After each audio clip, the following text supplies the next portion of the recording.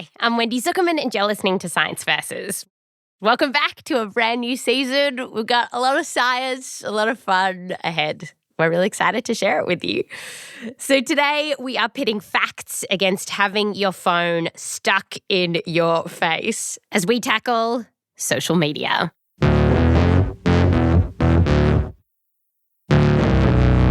And before we jump in, I just want to say that this episode does discuss disordered eating. It's a little bit later in the show. We're going to do a warning when it's about to happen, but please take care while you're listening, and we're going to put some resources in our show notes.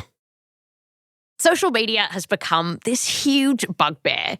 If you ask a lot of people these days about their social media use, you will hear a lot of complaints.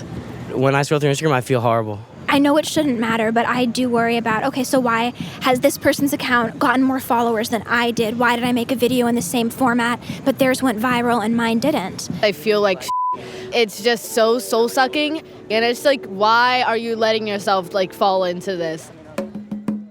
Well, exactly.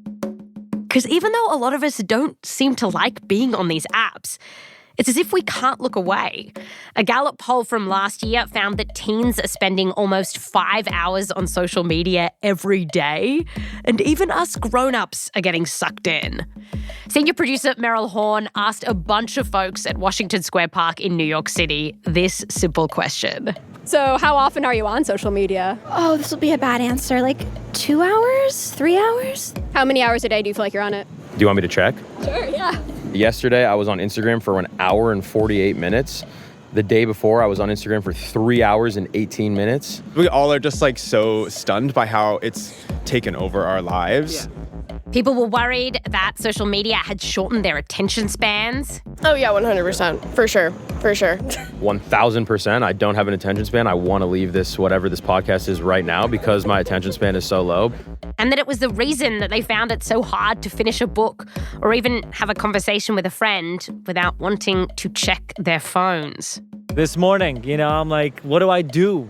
I read some of my Elon Musk book, and I'm just like, okay, I can only read so much of the Elon Musk book, but until your brain's like, okay, let's do something else.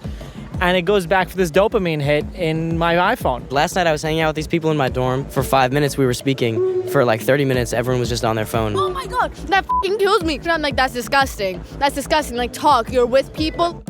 And a lot of these complaints around social media have been TikToking up for years. But it feels like recently, they've hit fever pitch. A best-selling book is claiming that social media has created an entire generation of anxious and sad kids, or at least I think it did. I couldn't really finish it. But it has been great fodder for the press, with headlines screaming that cell phones are killing our kids and that smartphones are a pocket full of poison. There's all these fears that it's tanking our mental health and giving us depression. The US Surgeon General says that he wants to put a warning label on social media for adolescents. Governments in the UK and Australia are now talking about banning social media for kids. So today on the show, we are going to find out, 1, is social media really changing our brains and shortening our attention span? 2, why is it so hard to stay away from social media? And 3, is it responsible for tanking our mental health? When it comes to social media, a lot of us have been wondering, why are you letting yourself fall into this? But then there's science. Science Versus is coming back just after the break. Don't look at your phone. Or try not to.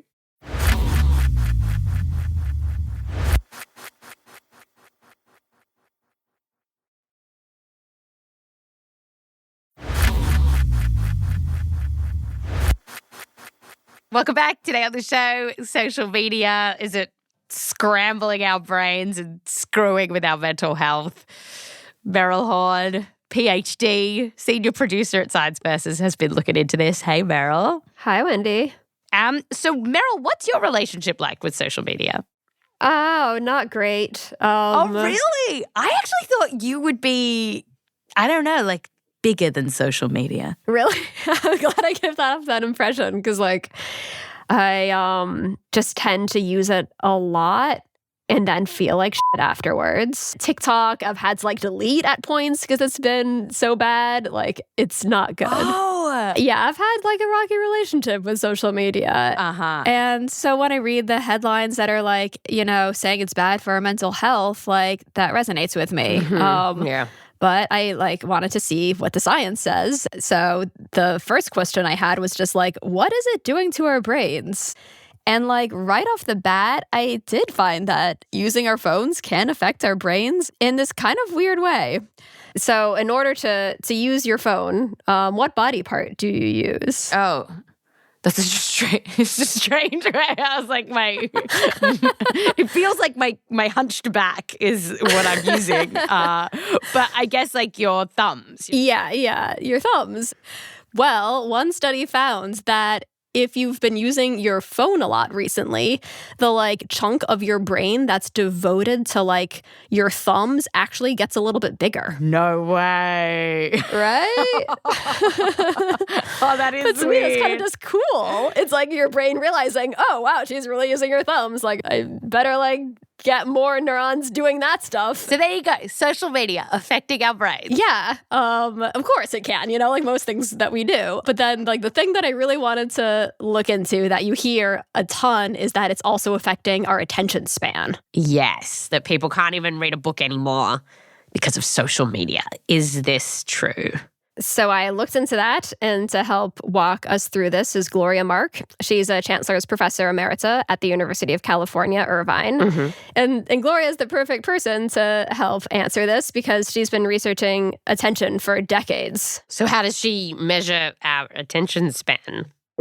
So what she's done is she'd go and just like watch people at their desk jobs. So people like administrative assistants or financial advisors. And she'll bring a stopwatch and just like watch them.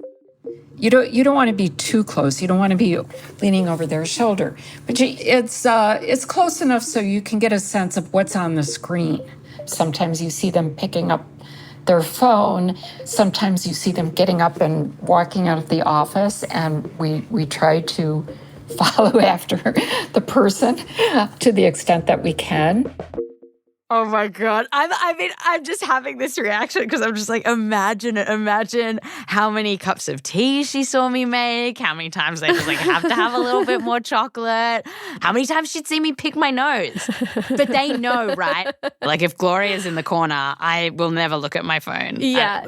No, she said that like when she first started doing this, people would act way differently. So they just like throw away the first few hours of data. Okay. But then like people kind of got used to her, and then they just like had to keep doing their jobs. So then they just like kind of went about things as normal as far as she could tell. So she's been doing this for decades. And then did she see, as smartphones came online, how this was changing behavior? Yeah, that's what we're going to answer. And by the way, more recently, she's been doing this with like computer software. Like she won't literally go to people's offices anymore with a stopwatch. She just has like computer software that tracks what they're doing. Oh, okay. So what's she found? So when we measured people using the stopwatch technique, we found that people averaged 2.5 minutes on a screen before switching. And so now, fast forward 20 years, and we find that it's averaging 47 seconds. 47 seconds. Yes. So it shows that people switch their attention pretty frequently. Wow. So over just 2 decades, our attention span has gone down by 2/3. That is insane. Yeah. And a few different researchers have measured this now using the same approach, and it's all hovered around this 47 seconds. Right. And like we know that this has like physical consequences on our bodies to be doing all this switching around. So like Gloria measured people's heart rate variability to see like were people more stressed out when they were switching around from like one thing to the next. We find that the faster the attention switching, the higher is the stress. And other research also finds that like going back and forth between different things stresses us out physically, can like raise our blood pressure and make our immune systems kind of get activated. Wow, that's really interesting. I think I feel that. I mean, I wouldn't have thought about it in quite this way, but I think I do feel that once you're kind of on your phone and you can be like switching between, you check social media and you check your email and you check WhatsApp or whatever, and you can kind of feel that stress kind of kicking in. Yeah. Okay, so this isn't just about not being able to watch some epic film without checking your phone.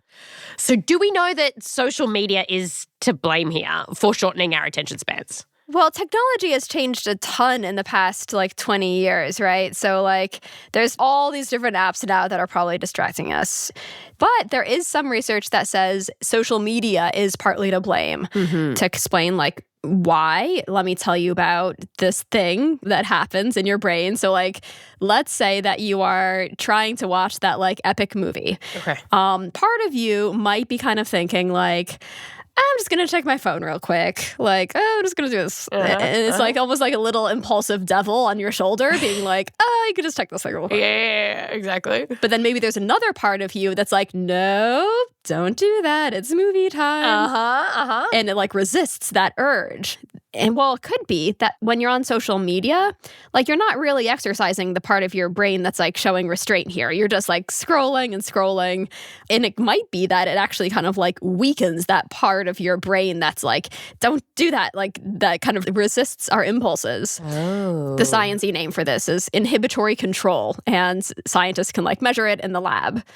And one study looked at this in teenagers, and they followed thousands of teenagers for a few years, and they found that if they were on social media more, they could see their inhibitory control get worse. They were basically more impulsive. Oh, could it be that people who are more impulsive just tend to use social media more because that's kind of how their brain works and it's not social media causing that? It could be that too, but in that study that I just told you about, they did see that social media kind of came first. First people started using more social media and then they saw this, drop in inhibitory control. So they thought that maybe this is being caused by social media. Oh, okay. And there are other studies too that support this kind of idea generally, finding that people who spend more time on social media are also more easily distracted. Okay. So is it permanent? Are we just stuck with our crappy attention span? I asked Gloria about that. Whenever I see your study quoted, it's kind of in this context of doom. Our attention span's only 47 seconds long. What have we come to? Do you actually think it's that bad? That it's gotten shorter? No, I don't. I do not think it's good that our attention spans have gotten shorter. But I am an optimist in that I believe that we can course correct. And the reason she thinks that we can course correct is because she's seen it herself. So she had office workers go off email for a week, and that worked to lengthen their attention span. She also tried this by blocking a bunch of websites that people said were distracting them, a lot of social media, and people felt it helps them to lengthen their attention span too. That's great. This is great news because I feel so much of, the doomy headlines, it really does feel like this is permanent. But if we could just put our phones away, we can retrain our brains. We can get our attention span back. But then I guess it leads to the question of why is it so hard for us to put our phones down? I guess specifically when it comes to social media, people will say oh, it's so easy to say put your phone down, but I can't. I just can't. Why? Why is it so hard to put this down? Yeah. So I talked about this with Sophia Chukas-Bradley. She's an associate professor of psychology at the University of Pittsburgh. And she also has another role. The clinical psychology lead at the Harvard Center for Digital Thriving. Digital thriving, that's what we all want to be doing. Yes, the trick is how to do that. Nerds. I asked her about why it's so hard to get off social media. And Sophia said that part of this does have to do with the fact that it taps into this craving that we already have for social approval. So in order to survive, humans have to get along with each other. in groups. Okay. And so it feels good to our brains when we feel like we're getting along. And scientists can see this in brain scan studies. Like when it feels like people like us, parts of our brains will light up, like this thing called the reward system. And scientists have found that social media can also do this. So like they've put people into fMRI scanners when they're looking at like photos of social media, and they'll find that their brains do like light up more in these reward centers when they're like looking at one of their photos that has a lot of likes on it, which makes sense. If you know what it feels like to see that a post has gotten a lot of likes, it feels really exciting. But one problem is that like you kind of get sucked into it. So for me, what would happen is I would post something. For example, my student got this award. I would get so excited by the response, by people tweeting it, retweeting it, liking it. I'm waiting in the checkout line. I'm walking from place to place. I'm checking. Is there another like? Is there a new comment? And it's reinforcing. If I check and there is something new, it makes it much more likely I'm going to check again soon. And so, yeah, it kind of feeds into this thing where we end up staying on social media longer than we kind of mean to, because we don't really know, like, when are we going to get that next comment? Right. And in that sense, Sophia said that social media sort of ends up mimicking stuff like gambling. What makes slot machines so addictive is the intermittent rewards that are involved. So when someone is using a slot machine, most of the time they win nothing, but every once in a while they win something. So yeah, researchers in the like gambling world think that this is part of what makes gambling addictive. And while social media isn't officially considered addictive, like it's not in the DSM yet, which is used to diagnose people, it seems like social media might be doing something kind of similar, like a similar dance in our brains. It's really hard to stop scrolling or to stop checking or to stop posting, because what if I scrolled one more time and there was whatever it is I'm looking for? Something hilarious, something fascinating, something extreme and attention grabbing. What if the next thing I post would get all the likes? What if the next thing I check would bring me whatever it is that makes my brain happy? I feel so seen. I feel so seen. Right? Yeah. It's so relatable. It's very relatable. Like, this is why I still look at Facebook at all, because I know it's not even that good. Like 99% of the time, it's just like crap. But every once in a while, they'll like get me with like one thing, and then I end up spending way more time on it than I mean to. Okay. Okay, so here is what we know. We know that our attention spans have actually gotten shorter in the last 2 decades, and we think social media is at least partly to blame for this, but it's not permanent. If only we could fight the powers of intermittent rewards. After the break, we are finding out if social media is to blame for our mental health crisis. Yes. And then later, I've got some tips for if you want to cut down on your social media. And it involves potatoes.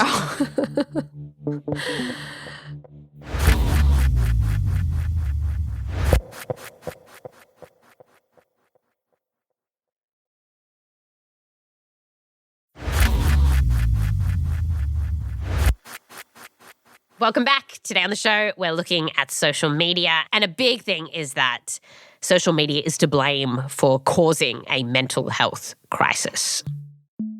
And so, Meryl, my first question is just like, why would social media, I know why it might make us feel like a little crappy, but why would it give us depression?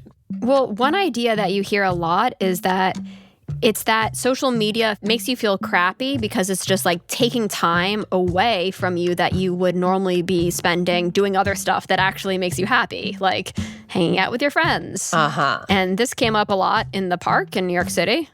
When I stare at a screen for too long, it kills me, because it's like I need to be outside, I need to be talking to people, but if I'm on a screen, I can't be doing that. If I'm spending a ton of time on social media, it means I'm not spending time doing things that actually are fulfilling. And it's not just these guys, like scientific experts are also saying that one of the reasons there is a mental health crisis right now in teenagers is because they're spending all their time inside on their phones looking at social media instead of like being out in the real world. So to find out if this is true, it's not necessarily true. No, it kind of makes sense that it would be doing this. Right. But like there's actually research that's looked at this. And so let's look at that. So the best study that I could find on this, it just came out a few months ago, was really intense. So they got a group of like 600 teenagers and they had been studying them for 15 years. So it started when they were like 4, and every couple of years they would bring them in to do this like battery of psychiatric tests. I love that we're still doing studies like this, by the way. I thought we stopped them in the 80s. No, still bringing in these kids. Great.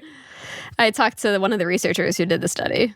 They come to the university clinic. So we have huge psychiatric interviews. We interview their parents. Yeah, so it's a huge, huge database. So that's Celia Steinsbeck. She's a psychology professor at the Norwegian University of Science and Technology. And she said that when these kids were 10 years old, they realized like, oh, we should ask them about social media too, like how often they use it.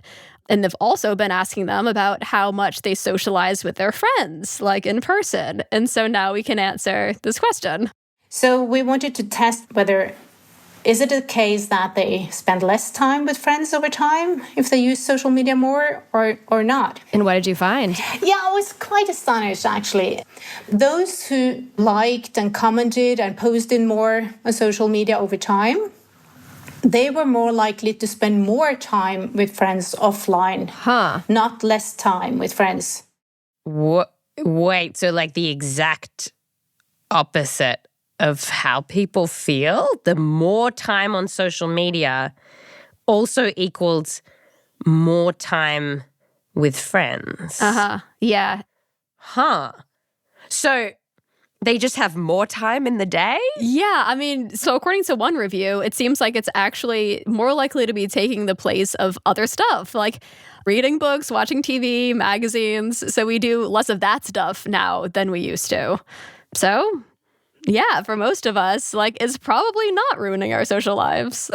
It's not ruining our social lives. We can blame something else for that. And so once I found out about that, I was like, well, what about all this other stuff that people keep saying over and over again? That, like, if you spend a lot of time on social media, your mental health in general is going to be crappy, like more anxiety, more depression.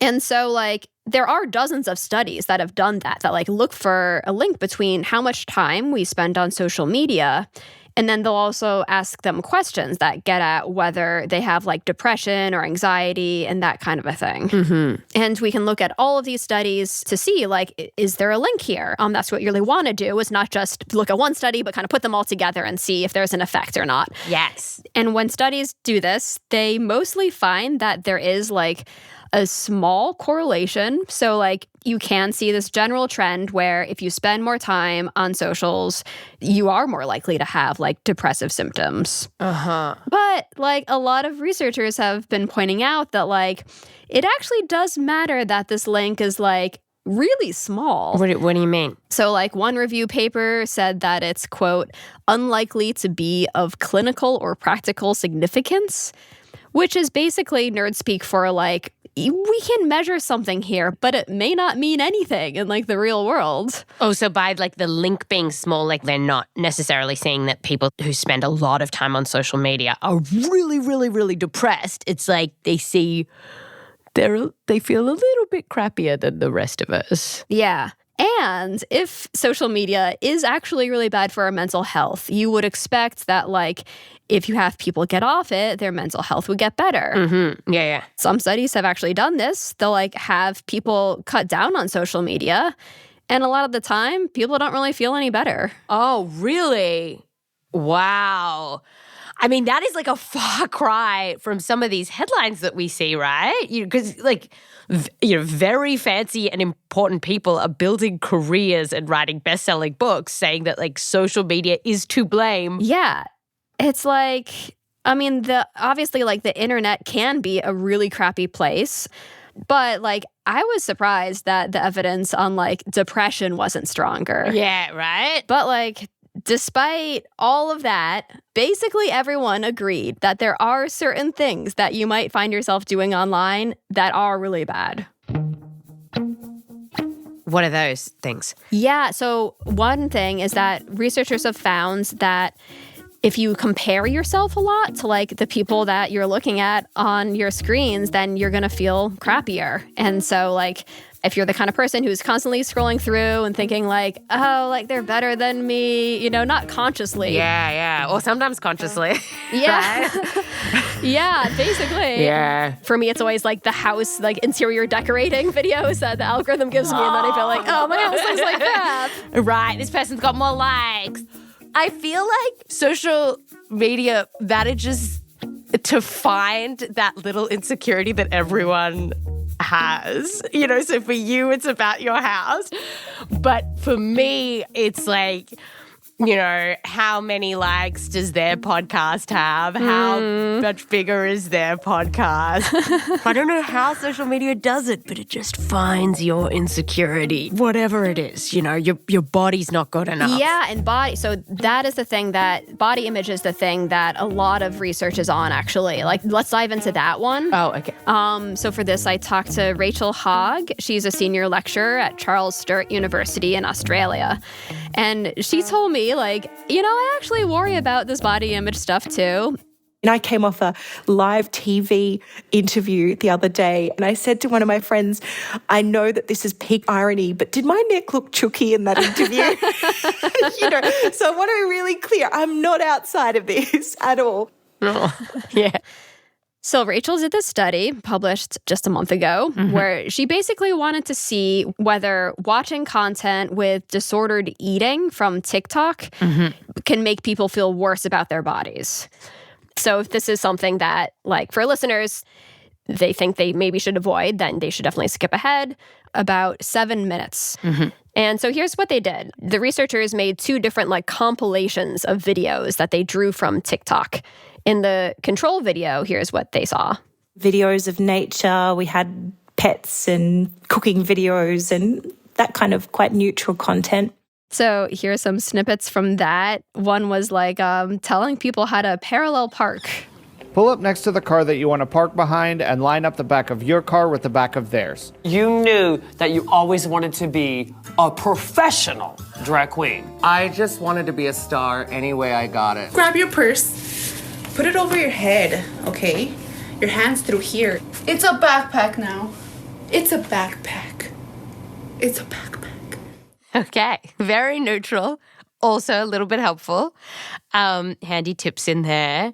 So what was the non-neutral stuff people had to watch? For the same amount of time, they watched content on disordered eating behaviours ranging from the very explicit, but we also had lots of slightly more benign content. So the Fitspo videos and the general kind of day on a plate content where people are describing what they're eating. What's the Fitspo? That's like people just kind of like showing off their bodies or doing here's how to get abs, like follow this workout routine. Okay. Clearly my algorithm's not giving me It's not what any you're of getting. those. No. I get like old people giving me life advice, and for some reason Amish people explaining their culture it's really big for me right now. Fascinating, that can I sounds say. So how long do people have to watch these videos for? They were only like 8 minutes long. Okay. Yeah, so they had around 250 women, mostly in their 20s, watch these videos. And they did surveys to see if people were like less satisfied with the way they looked in their bodies after watching these videos. So what did they find? It made a difference. The people who watched the video with the disordered eating stuff were feeling crappier about their bodies afterwards. After just watching 8 minutes of this stuff, right? Yeah. So it was really the fact that it took that short a period of time for us to observe this effect. This is horrific, really. And one of the most kind of horrific things to me was just like how common it was to see this kind of stuff on TikTok. Because in the study, they asked people, like, do you see this kind of content on your For You page? 64% of the participants in our study had encountered disordered eating content. 55% of them said that they had seen videos about suicide. 45% of them said they saw content about self-harm. And like they didn't happen to get a bunch of people who already had an eating disorder. Like they actually excluded those people from the study. Right. So here's Rachel's take. We know that a lot of them are not searching for this content. So this is not about telling them just to be careful with what they search for. They're not in control. The algorithm has more control than they do. And a lot of people talk about this kind of thing happening to women. We know from other research that it happens to men too. Most research finds that there's actually like no difference in how badly like men are affected by seeing these like idealized bodies on social media compared to women. And by the way, we did reach out to TikTok about Rachel's study, and in their view, it has some limitations. Like the data was collected 3 years ago. They told us, quote, "We continually enhance our platform and policies to promote a positive and safe experience and regularly consult with experts, remove content that violates our policies, and provide access to supportive resources," end quote. And so I know that these sort of concerns around social media and body image, they've been around for a couple of years now. When you look at like the whole body of research in this space, is it all finding that we go on social media, chances are we're going to feel crappier about our bodies afterwards? Yeah, and so like Rachel's study and others do really seem to find these scary effects. Yeah. But like not all studies do find this, so it's, important to say that. Like some studies don't actually find that like the people who spend more on time on like TikTok, for example, have a worse body image. Oh. Do we know why they're finding different results? Well, it seems like it might depend on who you are. Like, so maybe some people aren't really affected by this. And then when you like lump everyone together, like some studies do, you might not see an effect on average. But we know that this body image stuff can hit harder if you're the kind of person who compares yourself a lot to other people. Okay. So it's not necessarily, I don't think that like everyone going on Instagram is going to get a worse body image, but if you're the kind of person who tends to do that, then it's going to affect you more, and maybe even those studies also find a stronger link to depression too, between using a lot of social media and whether or not you're depressed. So if you are someone who feels like you're affected by this, what's the answer? Is it getting off social media? Yeah, that's what I wanted to know. I asked Rachel kind of like, what do you do here? Or actually, I kind of wanted to know if you're a parent, because we know that this can affect kids especially. Like, what should you do? Right. Should you not let your kid go on social media? And she said it's like a tough call. If all of your 14-year-old daughter's friends are on social media and she is the only person in her group who is not on social media or doesn't have a phone, then that legitimately can be a very isolating thing when everyone else is communicating on a particular platform that you don't have access to. Mm-hmm. So it's a rock and a hard place. What I would say to parents in this position is that you cannot protect them from harm. You can try to limit the harm. What you can do is build as much protective armor around them psychologically as you possibly can, so that when you experience the harm, you're still going to experience it, but hopefully it doesn't go all the way to your bones. And like, there is some evidence that teaching kids about how social media might mess with your body image can help like insulate them a little bit. And then also spending less time on social media can help when it comes to body image. Like one study found that limiting people to only spending an hour a day can help. And that makes sense, right? The less likely you are to see this content, the less harmful it can be. Mm-hmm. So I guess my last question is, Meryl, you got any tips on how we could spend less time on these apps? Yes, actually. There's one like tip that I feel like actually is really helpful. So one thing that we have not talked about yet is that social media does fill this particular need that we have for like just taking a little break.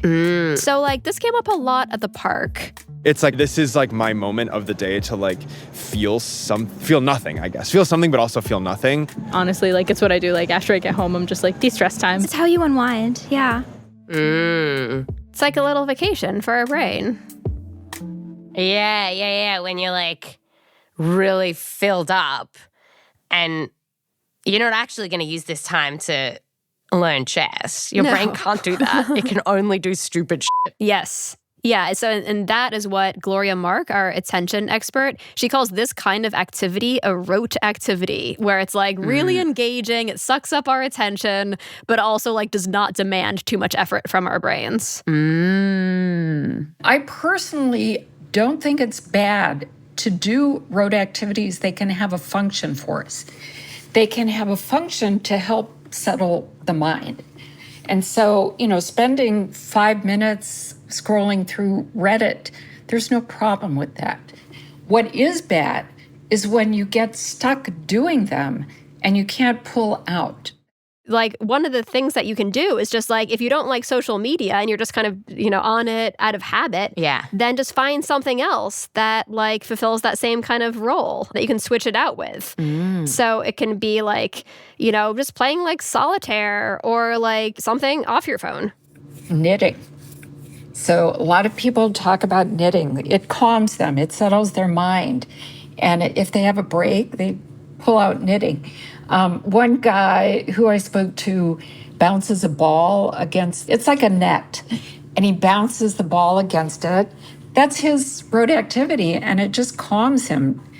The philosopher Ludwig Wittgenstein said that peeling potatoes gave him his greatest ideas. He loved to peel potatoes, and that's very rote activity. Can't bring knitting into the toilet though, can you? No, knitting is a whole thing. Yeah, so I tried to detox myself from social media. So for the past 3 weeks, I haven't been on Instagram, TikTok, or just scrolling on Reddit, Facebook. Great. How did you do it? What was your trick? I mean, I feel like I wouldn't have actually done it if I wasn't producing this episode. Okay. But it was really interesting because it just kind of created this vacuum in my life where I had to find some other activity to do, what Gloria was talking about. So first I tried a little dumb game that I could play on my phone that she mentioned in her book. That was not great because then I just got addicted to that instead and was spending an hour on that every day. And so I had to put a limit on how long I spend on that stupid game. Yes. But then I feel like I found other stuff that works better. So one thing I've been doing is just scrolling through my own photos and liking the ones that I like the most. So it's my own little social media without anyone else on it. Oh, that's really nice. That's really good. I guess because I can't quit social media because I need it for work, which I think is true for a lot of people actually, but what I do is I have phone off days. Huh. Just a single day. You on the don't weekend. use your phone at all for the whole day? No, that's right. That's right. What? Yeah. I couldn't turn my lights on without my phone. I couldn't do anything. How do you wake up? Yeah, and and I did learn that when I'm catching up with friends, it's really 90s, you gotta know exactly when to meet them. And but people respect the phone off day, and I genuinely feel like I feel better at the end of it. Oh, wow. That's great. I also asked the researchers that I talked to about this, and Sophia told me that she has an app where every time she tries to open stuff like social media, it asks, are you sure you really want to open this? And she said, that helped her to cut down. Another scientist told me that she only puts social media on her computer, not her phone. So you might want to try that, just putting in some of these little speed bumps that just make it a little bit harder to go to. And Meryl, how do you feel now that you're off social media? I think I am probably happier. I'm a little more bored. I think in those downtime moments, I'm still not sure what to do anymore, but maybe that's a good thing. It feels like that's kind of a good thing for my brain to not really be sure. Yeah. And I'll probably go back on it. A little bit, but not as much as I was before. Yeah. I think from this episode, I guess I just really want to be more aware of how these apps are worming their way into my brain. And also, I really need to keep reminding myself that, behind these apps are these like bazillion-dollar companies that are just creating these algorithms to keep us glued to them. And I really shouldn't be placing any self-worth on what these algorithms decide to shove in my face, right? Yeah, totally. No, screw them. Get out of my brain. I don't actually want to care about that person's beautiful living room. My living room is fine. Oh, if you listening to this episode, if you have any tips and tricks for how you stay in control of your social media use, I would love to hear them. And how are you going to tell us? Through social media. You can find us on Instagram on science_VS. Deep irony in my voice as I'm saying this. And on TikTok, I am at Wendy Zuckerman. Send me photos of your beanies and jumpers if you've started knitting. Thanks so much, Meryl. Thanks, Wendy. That's Science Versus.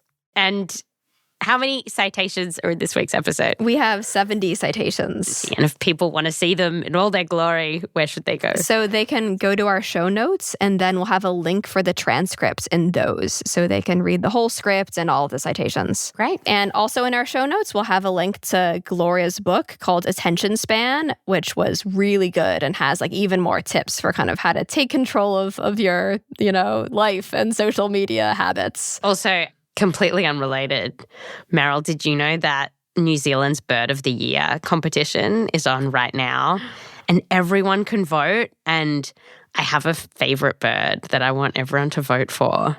Yeah. Have you voted yet? I have not. Oh my God. Okay, so the Tawaki Pikitoka, it's the eastern rockhopper penguin. Super cute, looks punkish. We're in the top 5. The top 5. And voting closes this weekend. So if anyone wants to vote, just go to birdoftheyear.org.nz and pick the Tawaki Pikitoka. It's a beautiful penguin. It's in serious trouble because of climate change. Tawaki Pika. I'm looking for it right now. I'm going to do it right now. Its population's declined by 30% in the past 30 years. I found it. Oh my gosh, it looks so fierce. Anyway, we're in the top 5 for New Zealand. I've heard it on good authority that we are now in the top 5, but we are not New Zealand's #1 bird of the year. That's why Science Versus, we need your help. We'll put the link in the show notes. Thanks, Penguin. Thanks, Meryl. Thanks, Meryl. Thanks, Wendy.